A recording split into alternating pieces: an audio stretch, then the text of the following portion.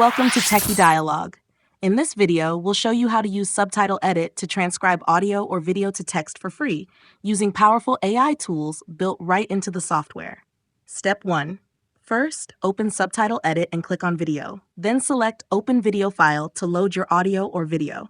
This step is essential because the software needs to access the media you want to transcribe. Step 2.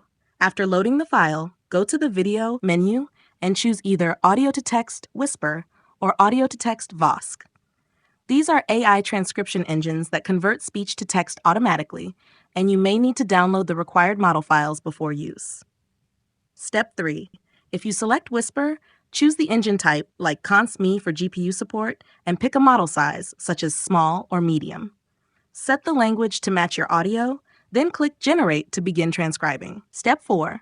Once the transcription is complete, go to the File menu, click Export, and choose Plain Text. You can then customize how the text looks, merge lines, remove any styling, and pick the encoding before saving the file.